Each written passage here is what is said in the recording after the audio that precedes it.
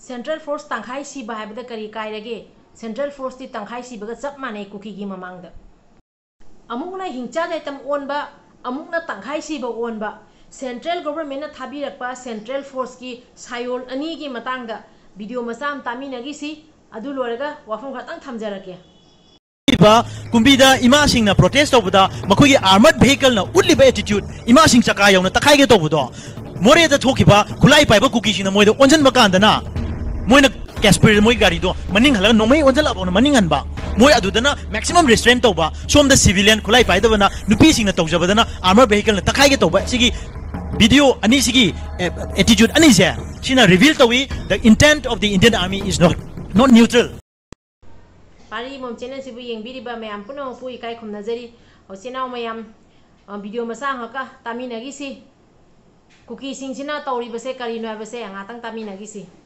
सी होइबा proxy होइबा campaign अमा India government cookie की अदुम लबा नार्को टेररिस्ट ग्रुप सिंग से मर्सिनरीज होइना जेआरए गुम से पुसलागा सिजनर कांदा इंडिजिनस पॉपुलेशन सिंग की मदद लांता डिमांड दो लोशिन लाइ तोगी हाइबा दे अखोय हंडक बीजेपी का होइना सपोर्ट तोगी मसिदा करिगुंबा बीजेपी न सो हंडक मचिन थीबा तारगदी मथंग दति अखोय न सो स्टेप अमा तोंगना लो अदुना हाइरिबा पोचे ngasi tongan tongan ba pendaba pot humri thole number 1 da India government की लेरिबा अखोगी कॉमन पीपल सिंग न कई खली सुख सांग्रबा नुमित चहुंगुम फुमंगा सिगी मनुंगदा कॉमन पीपल सिंग न करी खनगे हाय कांदा इंडिया न सोयदना अखोय सोल्यूशन बिरगा कनबिगदम ने खलगा बट 365 डेज सुर फाउदा कंदना सुम लेरक पछिना इंडिया गवर्नमेंट अखोय सि इंथोगा थम माले हाबगी सेंस मंगा सि कॉमन पीपल दलाई अदुई मतुंग करी लाए आईडीपीस इंटरनली डिस्प्लेस्ड पीपल सिंग न करी खले निंग तंबा इंडिया की मनुंगदा इंडिया की कॉन्स्टिट्यूशन ने गारंटी तौरबा मागी सिटीजन की लाइफ प्रॉपर्टी एंड सिक्योरिटी नुमित चहुंग हुमफु मंगा फौबा याम मसिन के सुया मसुन तब लिसिंग हुमद्रा मुक्ता गायबा करोड़ चामग निफु मनुंगदा लिसिंग हुमद्रा फौबा इंडिया की कॉन्स्टिट्यूशन ना मधु गारंटी तौब ngамदबा अदुम गवर्नमेंट सिगी मागी पॉलिसी से मसी कोइना थाजब थमगिद्रा हाइबा वांग पोंगिबा रिपोर्ट से मसिदेसदा मसी माई रिपोर्ट से पाबा कांदा चिन कुकी सि कनानो कुकी हाइबा कांगलुप से कमाइन तौई मोइगी कैरेक्टर से करिनो हौकिबा चाही कुनमुक्सिदा मखोइना लेयरे मफमदा युमलोनबा लेवा कांगलुप सिंगा हानरी से करिगिनो हानबगी रिपोर्ट सिंगसिदा माना रिपोर्ट पुरा थोले अन मसी येंकांददी मखोइगा हानरुरिबा डिफरेंट कम्युनिटी में आपसि लांदोरा नत्रगा हानबा खुदिंगी यावरिबा कुकी लांदोरा सि it implies so many logic को अदना मसिमा अखोइ सिदैदा फजना रिफ्लेक्ट तौरगा यावरे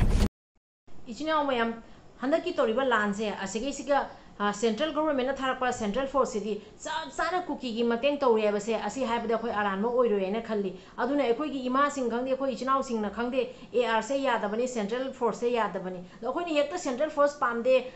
AR go back central force go back हाइदोय नते मोगी प्रूफ एविडेंस मैम अमा सोशल मीडिया थागना फंगाबनेबा कुकी ग पुना पुना थबक तौमिनरंबा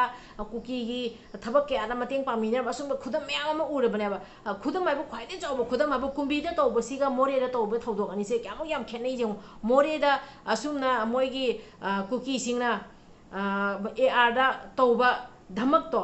अदुइदुगा एआर ना तंखाई सिबा ओयबा अदो मैतै इमा सिंगदा मैतै इचनाव सिंगदा हिंचाबा तमाइना गाड़ी सिना आलैबा स्पीड तक्सलगा गाड़ी का थुकाइना तौगिबा मयामदो कुकीदा तौबा उब्रा उदे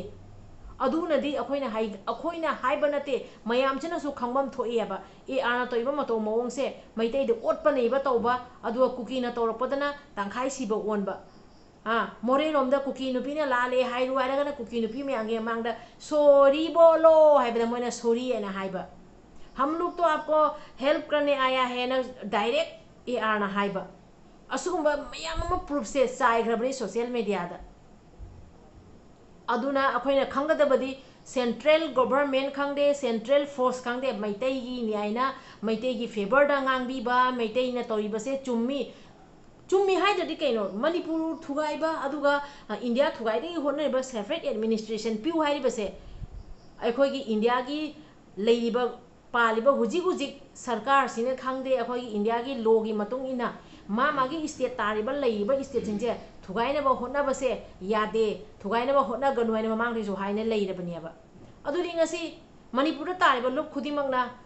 खंगदे असम तारिबा लुक खुदिमकना खंगदे अदुगा मपानोंदा बेंगलोर दा खंगदे चेन्नई दा खंगदे कलकत्ता दा खंगदे दिल्ली दा खंगदे तारिबा लुक खुदिमकना खनिन लेरगा आइगिसु सेपरेट एडमिनिस्ट्रेशन आइगिसु सेपरेट एडमिनिस्ट्रेशन है पुनमकी लोई निखलादी पुनमक्सिगी अखोइगी कैनोसिना इंडिया की लेरिबा सरकार सिना पुनमक्सिगी लोइना थुगाइरा पीगदराबा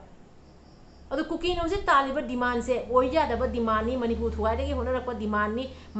अदुगा इंडिया थुगाइदगी होनरकपा डिमांड ने इरांग से हे हगोलकपदा अखोइगी सेंट्रल गवर्नमेंट ना खांगदे अदुगा लेरिबा अखोइगी लेंगा पाइबा मपु हौजिक हौजिकिदि नरेंद्र मोदी इकाई खुमनोदा मतिक चारबा हाइगदरा करी हाइदबा खांगदरे अमित शाह अदुगा हुजिक लेरिबा अखोइगी सिक्योरिटी एडवाइजर ने सु लेरिबा कुलदीप सिंह हाइनसु असुगो मोय मयाम से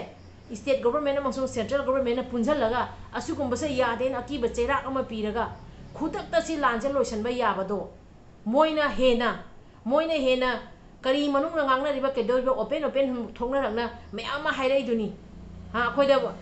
भोटसिता काहल्लु अखोइदा फमसिता पाइहल्लु नोइगिन हाइनाबदो अखोइना पीनी अचुमरानबरी अखोइ खांगदे थोक्लाइबा वायरल जे मतुंगिना अखोइना हाइबनेबा अदुनरा मोइनो जिवा वांगांगदे सेबा चिंगनाबम पोइयबा मनुंगदे करी मरी लेनरिबा करी रिलेशन लेनरिबा असुगुंबा तोइबा थबकसे यादेना खुदक्ता थामादि यामना सांगरबा मतम हाइसे थामा काइसे अदुकना सांगरबा मतम सि मनुंगदे लोइसनबा याबनेबा नुमि निनी हमने लोइसनबदो ngमहौद्रसो था फारकपदे करीनो हैन लोइसनबा जाबनेबा नरेंद्र मोदी ना असिगी मतांगदा मणिपुर थोइबा इरांसिगी मतांगदा वा ngangbदा नुमित क्या चंगी अदुसु सकेन मनी खतमक्ता सकेन मनी की खक्की तमक्ता वा ngangammi बदुसु